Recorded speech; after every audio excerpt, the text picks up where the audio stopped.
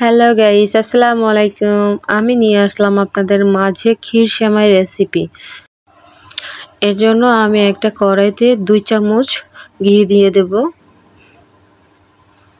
ঘিটা যখন হালকা গরম হয়ে যাবে, এরপর আমি সেমাই দিয়ে দিব। সেমাইটা অল্প আঁচে ভাজতে হবে, বেশি জাল দেওয়া যাবে না, তাহলে সেমাইটা পুড়ে যাবে। এ পর্যায়ে সেমাইটা যখন লালচে হয়ে যাবে, তখন আমরা চুলা থেকে নামিয়ে নিব। এখানে আমি 2 লিটার গরুর দুধ ব্যবহার করছি। আমি গরুর দুধটা জাল করে 1 লিটারের মতো বানিয়ে নিয়েছি।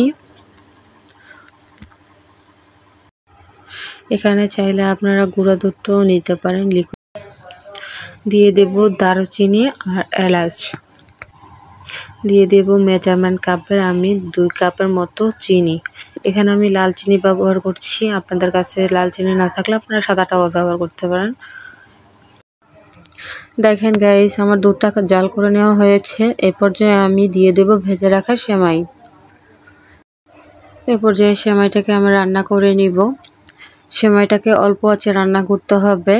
বেশি জাল দিলে দেখা যাবে যে নিচে লেগে যেতে চাইবে। এজন্য অল্প জালে আমরা সেমাইটাকে রান্না করে নিব। সেমাইটা রেডি হয়ে গেছে, এটা বলক উঠে গেছে। দেখেন গাইস, আমার সেমাইটা রান্না পুরো ডান। এবার আমি পরিবেশন করার জন্য আগে থেকে হালকা ভেজে রাখা বাদাম দিয়ে দিলাম। আমার ক্ষীর সেমাই রেডি। এটা মুখে দিলে মিলিয়ে যাবে। মাশাআল্লাহ, দেখতে যতটা সুন্দর হয়েছে, খেতেও অতটাই মজা হয়েছে। এটা বাসায় একবার হলেও ট্রাই করে দেখবেন। বাচ্চা থেকে বড় সবাই এটা পছন্দ করবে।